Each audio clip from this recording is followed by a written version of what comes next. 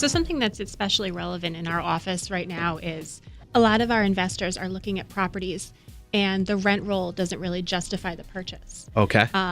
So, even though the prices in the market are pretty investor friendly right now, you have to look at actually the market value of the rents and see what they should be. When you think about it, people aren't selling their investments if it's going really well. Exactly. Yeah.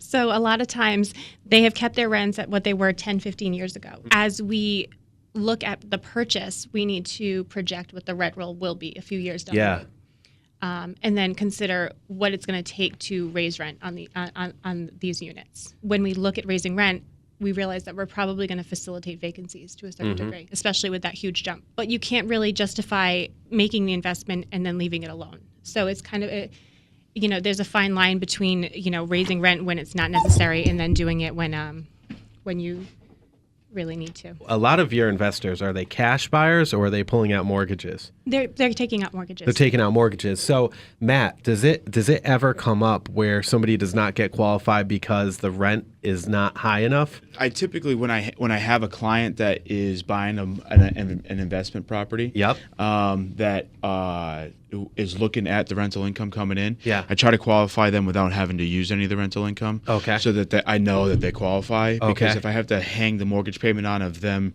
receiving rent, a large portion of their being able to get qualified is based off of the rental income coming in. Okay. It's probably not the best property for them. When we go to use projected rental income, it's not based off of the rent for that particular unit. It's based off of the market rent for the area.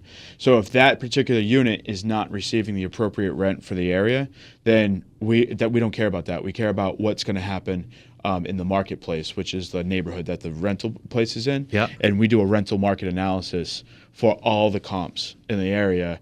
And that's where we base our projected rental income. I would say that if somebody is considering selling their property and their rent roll is too low, there might, a lot of times the clients that I have, for just management that aren't buyer's agent clients, do have their rents too low and they're not, making enough income off the property to really justify keeping it. And that's when we can discuss perhaps, one at a time raising the rent. Maybe raising for the whole building at once isn't a good idea because it could become costly if people move out. But what I'm trying to say, what's annoying is when a seller's agents list an investment property and they don't properly inform the marketplace and the potential buyers what the current rent is coming from each unit.